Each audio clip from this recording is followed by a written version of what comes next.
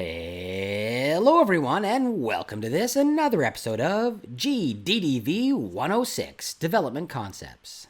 My name is Kasanis. Guys, we're doing pretty darn well here in this particular course. For a lot of my students, this is an introduction to coding and they were quite nervous about it. But we are moving along really well, I think. So far, we have covered the course intro, intro to Unity, intro to scripting, logic and control, intro to UI, and intro to physics. And today we're moving on to some pretty darn interesting stuff. Today we're going to start looking at input. Particularly today, in this video, we're going to start looking at moving the objects and methods of moving objects around our screen. All right, let's get started. All right, so moving objects. We're going to talk about three different methods of moving objects about the screen. We're going to talk about adjusting the transform node's position. We're going to talk about the application of force to an object with a rigid body. And lastly, we're going to talk about the direct manipulation of the rigid body's velocity variable. So let's start off by talking about the transform position. And this one here, you really only want to use if you do not wish your object to interact with physics objects, because by directly manipulating the transform's position, you are really working outside of the physics engine. Basically, what this method does is it changes, there's a delta in the x, y, or z value of the transform's position. And that's going to cause this object to appear to move across the screen. If you're doing it in small enough intervals, then it's going to, appear to be analog, I guess. I guess it's always digital, but it's going to appear to be this kind of smooth movement.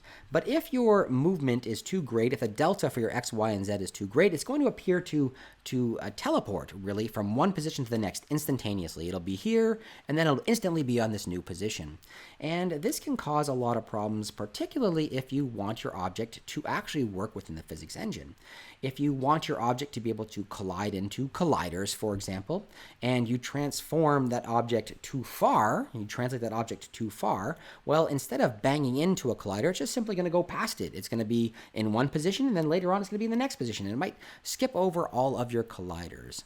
So really, if you want to use this particular method of moving an object, you can. I'm not suggesting you can't do this. But you really have to understand the fact that there are issues involved with it, particularly when we start to talk about the idea of the physics engines. All right, so that's the first method, the transform position. Now, the next thing I want to talk about is direct manipulation of the rigid body's velocity. I'm just noticing now, this is actually in the a different order than we had it before, but we're going to do it this way anyway. The rigid body's velocity. So what this means is, first of all, you have to include a rigid body on your object. And the rigid body has a number of different variables associated with it. One of those variables is the velocity variable. And at any given time, your rigid body will have a particular velocity. So if your rigid body is at rest, then the velocity will have a value of 0 for the x, y, and z positions. It's a vector, so it's either a vector 2 or a vector 3, depending on whether or not you're using a rigid body 2D or a rigid body 3D. So if you're using a rigid body 3D, the x, y, and z values of the velocity will be 0 if this rigid body is at rest, and the same is true for rigid body 2D, where x and y values will be 0 if this body is at rest. Now, once you change for any reason, if you add a force or you change the velocity of your rigid body, then the velocity variable will be updated. So automatically. So if suddenly this thing is moving along the x, well, the velocity of the x in the vector will have a value of, greater than 0 or less than 0, depending on which direction it's going to move. So we have access to the velocity variable directly through code. We can actually utilize the following type of code. The rigid body dot velocity is equal to a new vector 3 or vector 2, depending which one you're using, and then you put a vector 3 value in there, where the vector 3 value represents a x, y, and z value. The change in velocity is instantaneous. So the second that you set this rigid body's velocity, the object is automatically moving at that rate. Automatically. It automatically has that particular velocity along that vector. So if you give it a positive value for x, then instantly the object is going at that particular velocity. Now, I like to use this type of movement whenever we're talking about player input, and we'll talk about player input actually in the next video. Whenever we're talking about player input, and I like to use the Rigidbody Velocity method of moving my objects when I want that instantaneous arcade style feel. Right? Because I instantly go 0 or I instantly have a value for my velocity, I'm instantly changing direction. So my controls feel very responsive when I use this type of velocity, when I use this type of movement in my games. So I very often in games like side scrollers or any type of arcade game, I oftentimes really like to use the Rigidbody Velocity method. And we'll take a look at this in code in just one moment. Now, the last way of moving the object that we're going to talk about today is by adding a force to the rigid body through the command rigidbody.addForce. Now, both the Rigidbody Velocity and the Rigidbody Addforce both work within the physics engine. So that means that if you are utilizing this, then you are going to have the opportunity to work within the engine, which is great. That means your objects can collide with things, etc., etc. So with the Rigidbody Addforce, that's really what we're doing. We're really and truly adding a force to the rigid body. And what that means is that as we apply this force, as we apply more and more force, the object will move faster and faster. Now, as the object moves faster and faster, again, the variable for the velocity will be updated, but we're not manipulating the variable for velocity directly with this method. So in utilizing this particular method, we're going to use the following code. The name of your rigid body .addForce, then you're going to give it a vector 3 again to indicate the amount of force and the direction of the force. So there's a magnitude and direction with a vector 3 for this force to be added. And lastly, something else is called the force mode. This is an optional inclusion as well. The force mode comes in depending on whether you're using a vector 3 or a vector 2. If you're talking about a rigid body, a regular rigid body, then you have force, impulse, and acceleration. And if you are talking about a rigid body 2D, then you only have force and impulse available to you. So in all of these cases, in each of these cases, it's going to be this kind of in slow increase. As you add force to your object will slowly get faster and faster until it reaches whatever rate it's supposed to be moving at. Depending on the force mode you pick, it's going to be different. So in the case of force mode.force, we will be applying a constant force over time. That means that the force is constant, whatever it's been set to, that same force will be applied over time. In the case of impulse, we had this instantaneous burst of force, this massive burst of force that occurs, and your object's going to shoot out like a bullet. Think of it like a bullet. You pull the trigger, and bam, that thing goes flying out the end of a gun, right? I don't know if that's I don't know if I'm supposed to use those kind of examples anymore, actually. I just had a long discussion about that. Anyway, that's really what it is. So you are applying this instantaneous amount of force to the object when you're using impulse. And lastly, acceleration is a constant increase in the amount of force based on the number you're giving it. So those are the three methods that are available with a rigid body. In the case of a rigid body 2D, only force and impulse are the two options that are available. Okay guys, here we are inside of Unity, and basically what I've got here is my dev concepts project, and I've started a brand new scene called Week 6. Week 6 scene is 3 different platforms. We built these platforms in a previous episode. It's just a sprite with a collider, that's all it is. And we've got these 3 heads. Now let's take a look at these heads. They're all kind of the same. The heads themselves have a transform node like we expect. It has a sprite renderer like we expect to be able to see it. We've got ourselves a circle collider, which allows us to interact with the platform. And we've got ourselves a rigid body, and the rigid body allows this object to be affected by physics. Onto each one of these, I've additionally added a script that I'm calling movement script. And let's open up movement script and take a look at what it is. Inside of movement script, what we see here is we've got ourselves a number of different public variables. So move distance, and move distance is the amount of force that's going to be added. It's also the amount of velocity that we're going to have, and lastly, it's the amount of translation that we'll have in our transform node. So that's what move distance is. Translation, velocity, and force are all booleans, and depending on which boolean you pick, it's going to add, it's going to cause movement on the object in one particular method or another. Let's go down to the start function. We're using something called the get component. And get component, there's a number of different get component functions that are available to us.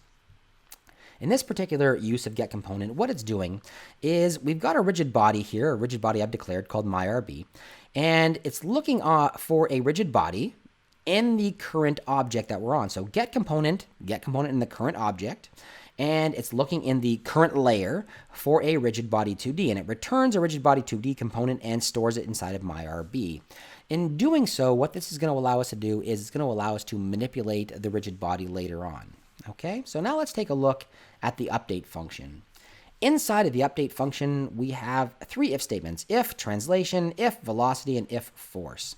So if translation is equal to true, we're going to be applying the transform method of moving this particular object. So we are going to be directly manipulating the transform position.x, so only moving this in the x position, and the y and the z are going to remain whatever they were previously. So we'll only see movement in the x direction until this object falls off the platform, at which time it'll be affected by physics, and it'll fall down, and the z and the y position will be allowed to be whatever they are. We'll still only be moving in the x. So let's take a look. Transform.position is equal to a new vector 3, transform.position.x plus move distance times time.delta time. And this is actually pretty important. The fact that I've multiplied it by time.delta time is pretty important here.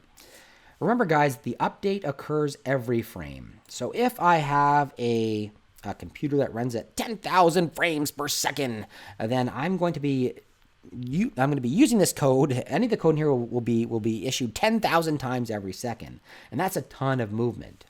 By multiplying it by time.delta time carves up the time that it takes between frames. It carves it up into little tiny bits. All right, and that's basically what it's doing here. So instead of multiplying by every single frame, it's multiplying it by the time it took between frames, which is going to be an extremely small number if you have a really great computer running at a really high FPS, and a larger number if you have a poor computer that's running at a lower FPS, right? So really and truly, by multiplying by time.delta time, I'm removing that reliance on frame rate, and I'm reducing the amount it's going to travel. So that's what the first one does. Transform.position is equal to new vector 3, and I'm manipulating the x of the position directly, and that's it. If, however, velocity is equal to true, instead what we're going to be doing is using the velocity method of movement. I'm going to be using the myRB.velocity to directly access the velocity variable of the rigid body. And I'm basically setting it equal to a value. In this particular case, I'm only setting the velocity in the x. I'm setting it to the move distance, and I'm leaving the velocity in the y as whatever it is. And again, that way, if it falls off the edge of the platform and starts to accelerate downwards, the velocity will be allowed to, in the y will be allowed to be whatever it is. And in the x, I'll be setting it still. Now, it's not necessary to do this inside of the update function.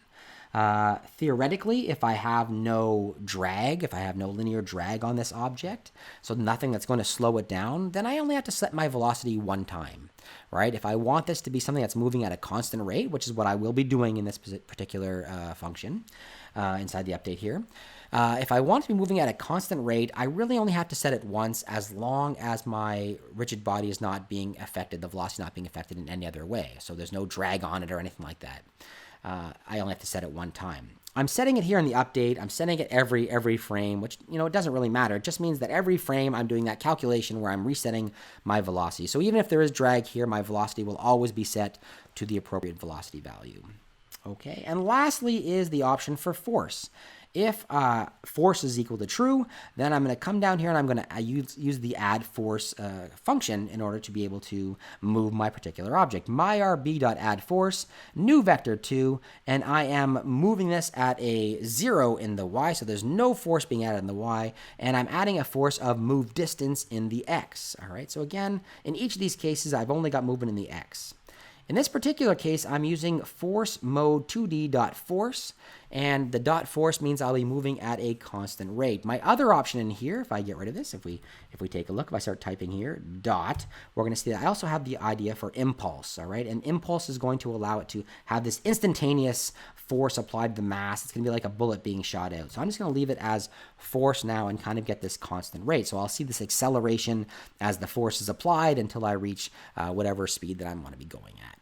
Okay, so that's what I've got here. Let me just file save this, and then we'll head back into Unity and check it out.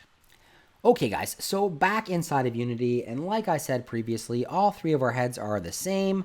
The only thing we've changed in each one is the method of movement. So in the first head, the top head, it has a movement method of translation. In the next head, we have a movement method of velocity. And in the third head, we have a movement method of force. Let's make sure we're maximized. We are, and let's hit play and see what happens.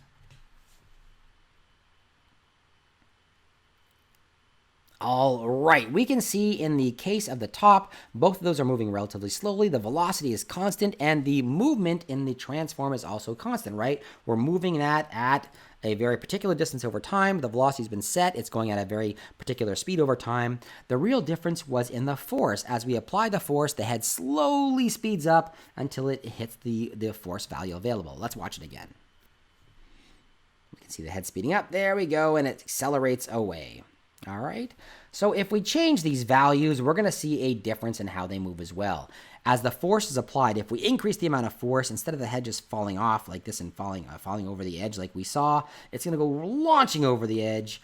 All right, let's go through and manipulate each one. Let's change our move distance to, let's say, 5. And let's say 5 in each of these, just so we can see the difference. 5 in each of these, and hit play one more time. Watch the difference in the force down here. It's going to go launching off the edge. All right. You can see how far that thing launched off. As we applied more and more force, it went farther away. It was moving much faster, went launching off the edge. These ones here were still moving at a constant rate. Hit play one more time and take a look. All right, so that's it, guys. Relatively simplistic. Those three methods of movement, I use those for almost everything I do. Depending on the type of game I'm going to use or the type of object I have and the precise requirements of that object, whether or not I want it to work within the physics engine or not, I will use one of those three methods of moving my object. I hope that was helpful, guys. I hope you enjoyed it. If you did, let me know down below with a thumbs up. And if you didn't, a thumbs down is perfectly fine. These courses are for my students. They are moving on to the good stuff now. We're starting to move into games, so I'm quite excited. All right, guys. Thumbs up, thumbs down, comments down below. And if you haven't done so, please take a few seconds to subscribe. Have yourselves a wonderful day, everyone.